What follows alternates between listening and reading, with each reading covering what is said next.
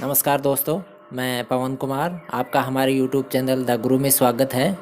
आज हम political science के एक बहुत महत्वपूर्ण टॉपिक राष्ट्रपति की शक्तियाँ और कार्य का अध्ययन करेंगे। यह टॉपिक कक्षा 12 के स्टूडेंट्स के साथ साथ अन्य प्रतियोगी परीक्षाओं की जो तैयारी कर रहे हैं स्टूडेंट्स, उनके लिए भी बहुत महत्वपूर्ण है।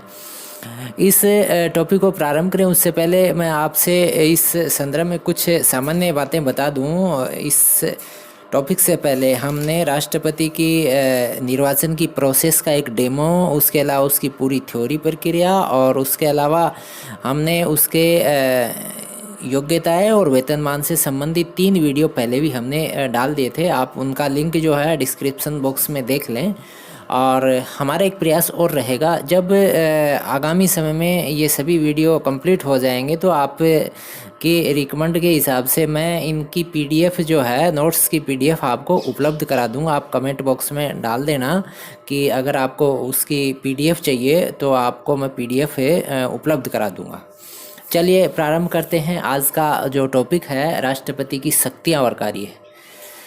देखिए, राष्ट्रपति की शक्तियों को 2 भागों में बांट के हम समझेंगे। पहले हैं सामान्यकालीन शक्तियाँ और दूसरी हैं आपातकालीन शक्तियाँ।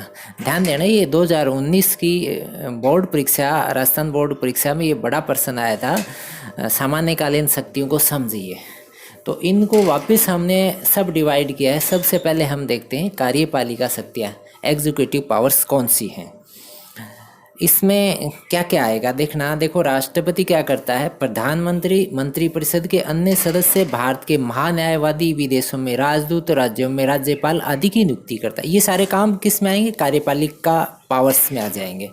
इसके अलावा आपके सुप्रीम कोर्ट, हाई कोर्ट के मुख्य और अन्य न्यायाधीशों की नियुक्ति करता है। ये सारे कार्य भी किस में आ जाएंगे, ये इसके एग्जीक्यूटिव पावर का ही पोर्शन हो जाएगा। इसके अलावा यूपीएससी है, ECI, election commission of India, वित्त आयोग आदि के अध्यक्ष और सदस्यों की नियुक्ति का काम भी कौन करता है, राष्ट्रपति करता है। इसके अलावा अनुच्छेद 72 के तहत राष्ट्रपति को क्षमादान का भी अधिकार है। इसके साथ साथ में राष्ट्रपति तीनों सेनाओं का प्रधान सेनापति भी होता है।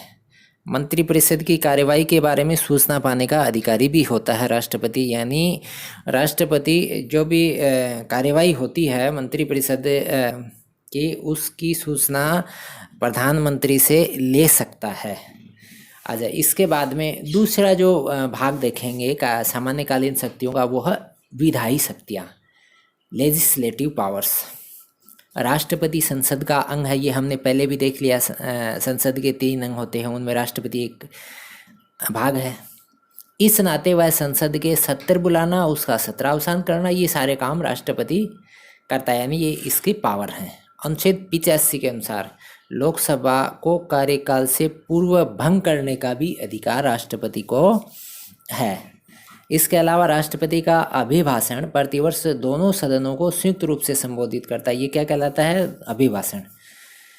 लोकसभा में अंग्ल भारतीय समुदाय के 2 सदस्य और राज्यसभा में उल्लेखित विभिन्न क्षेत्रों के 12 सदस्य मनोनीत करता है। इसमें अलग अलग क्षेत्रों के व्यक्ति शामिल होते हैं, वो राजनीति के हैं या वो कला के हैं या समाज सेवा के हैं, विज्ञान के अलग अलग क्षेत्रों के व्यक्ति इसमें शामिल होते हैं।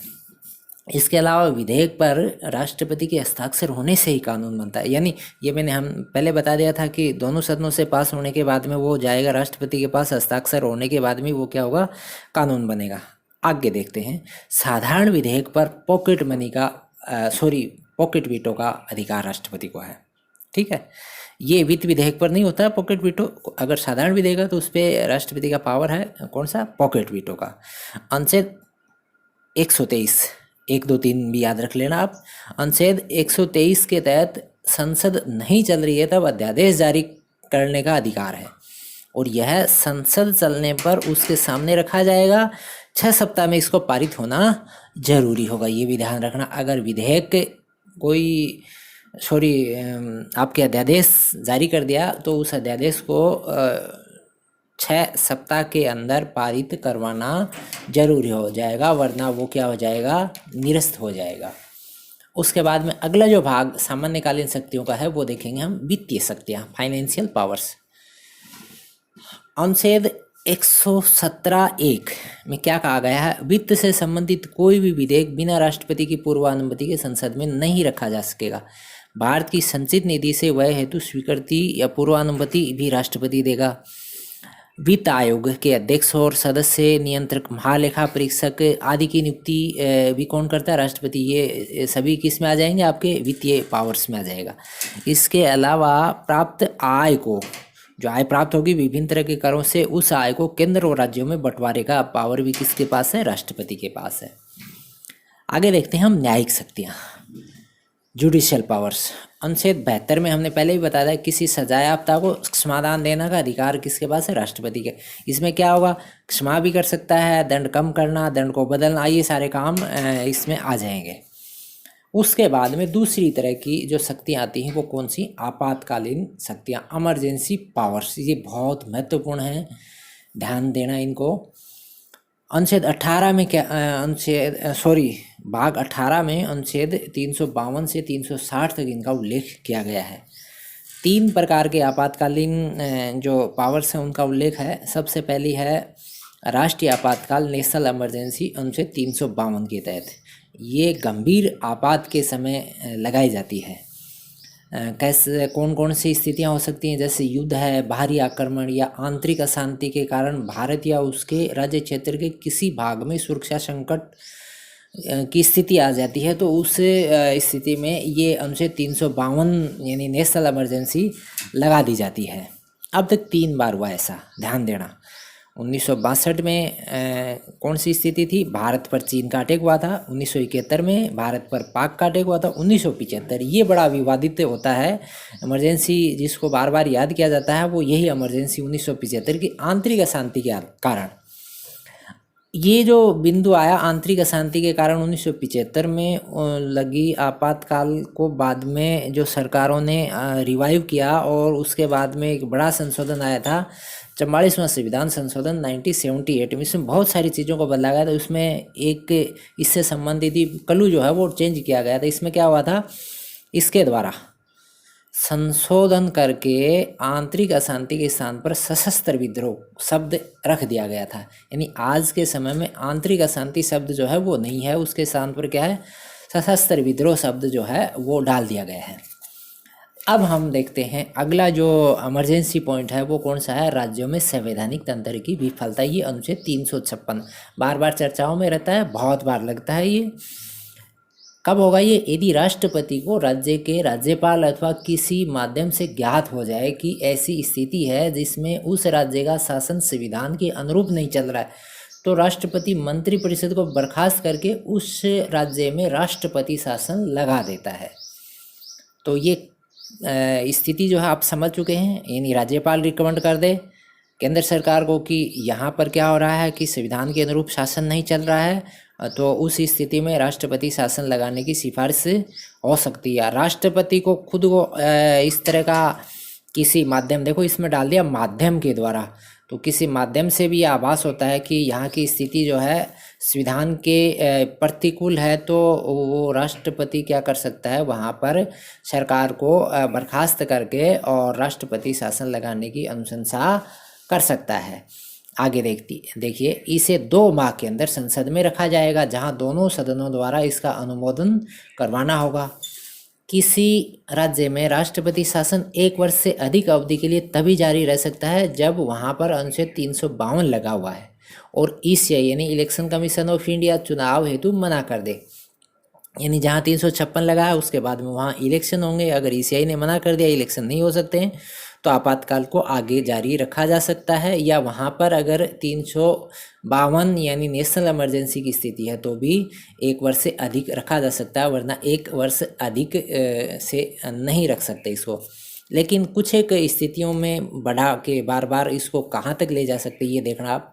लेकिन किसी भी स्थिति में 3 वर्ष से अधिक नहीं हो सकता, मैक्सिमम 3 वर्ष। ये पंजाब में रहा था एक बार। यह विभिन्न भागों में 100 से अधिक बार लग चुका है, अभी भी कई जगह लगा हुआ है ये 356। इस अनुच्छेद का प्रयोग राजनीतिक कारणों से ज़्यादा होता है, यानी 100 से ज़्यादा बार ये लग चुका है पूरे देश में, अलग अलग भागों में, कभी राजस्थान में, कभी JNK में, कभी नागालैंड में, कभी अरुणाचल में, कभी बिहार में, कभी यूपी में, तो अलग अलग स्टेट्स में इसका प्रयोग हुआ है, यानी 100 से अधिक बार इसका प्रयोग किया गया है। तो इसका मतलब साफ दिखता है कि ये राजनीतिक कारण से हुआ है। इसके बाद में जो अगला जो आपात है वो है फाइनेंशियल इमरजेंसी अनुच्छेद 360 वित्तीय आपात। आजकल इसकी बहुत ज़्यादा चर्चा है कि ये जो है कब लगेगा। अब देखो, इसको समझने के बाद मैं आपको क्लियर करता हूँ। राष्ट्रपति को लगे कि देश में वित्तीय स्थायित्व संकट में है, इसका भी इसमें भी क्या होगा, 2 माह के अंदर संसद में अनुमोदन करवाना जरूरी होगा। इस स्थिति में सभी अधिकारियों के, जिसमें न्यायाधीश भी शामिल हैं, वेतन में कटौती की जा सकती है, और अभी तक यह कभी नहीं लगा है। ध्यान देना, जैसे इसको समझ लेना आप, यानी ये आज तक कभी नहीं लगा है। इसको लगाने के बाद में 2 महीने के अंदर अनुमोदन होगा, और इसमें जो शर्त है उस शर्तों के तहत न्यायाधीशों का वेतन भी काटा जा सकता है। यानी देश के अंदर वित्तीय स्थिति ज़्यादा चरमरा चुकी है, तो उस समय इसको 360 को लगाया जा सकता है। सरकार जो भी पैसे बचाने के जितने भी सोर्सेज हैं उन सब को इम्प्लीमेंट कर सकती है। और इसमें देखो, खास बात, न्यायाधीशों की जब वेतन काटने की बात आती है तो आज तक सरकारों ने इस के ऊपर ध्यान नहीं दिया, और वर्तमान समय में जो कोरोना की जो महामारी है, और इसमें जिस तरह से सरकार फाइनेंशियल प्रॉब्लम झेल रही है, उसमें सभी लोग ऐसा सोच रहे थे कि क्या पता सरकार 360 लगा के और पैसे को कुछ काबू में रख पाएगी, ताकि आगे लंबे समय तक देश जो है सरवाइव कर पाए। लेकिन अभी तक नहीं लगा है, तो बड़ा प्रेशर रहता है न्यायाधीशों का कि बाय द वे न्यायाधीशों ने इसके ऊपर कुछ टिप्पणी कर दी, तो क्योंकि फाइनल अथॉरिटी वहाँ होते हैं, अगर कोई चीज़ है तो वो रिव्यू कर सकते हैं न्यायाधीश इसका, इसके लिए इसी कारण अभी तक शायद ये नहीं लगा होगा। तो ये एक स्थिति है जिस स्थिति का सामना हमने अभी तक नहीं किया है और नहीं करना पड़े। अंत में देखते हैं, इन सभी शक्तियों का वास्तविक प्रयोगकर्ता राष्ट्रपति नहीं होता है, वह इनका प्रयोग प्रधानमंत्री और मंत्रिपरिषद की सिफारिश से ही करता है। इस कारण राष्ट्रपति राष्ट्राध्यक्ष होकर सम्मान का प्रतीक है। ये ध्यान देना, ये लाइन सिर्फ ये क्या है, सम्मान का प्रतीक है, शासनाध्यक्ष होकर शक्ति का प्रतीक नहीं। और रियल में आपको पता है शक्ति कहाँ पर रहती है, शक्ति केंद्रित रहती है प्रधानमंत्री में। सिर्फ राष्ट्रपति एक सम्मान का प्रतीक है। ये एक संक्षिप्त टॉपिक था, और कोशिश की है हमने आप तक इसकी संपूर्ण जानकारी पहुंचाने की। आगामी वीडियो भी शीघ्र तैयार करके हम आप को भेजेंगे, और कमेंट बॉक्स में आप अगर कोई स्पेशली पॉलिटिकल से संबंधित कोई रुचिकर वीडियो की अगर आप चॉइस रखेंगे तो वो भी हम तैयार करके भेजने की कोशिश करेंगे। आप वीडियो में प्रारंभ से अंत तक बने रहे। धन्यवाद। जय भारत, जय हिंद।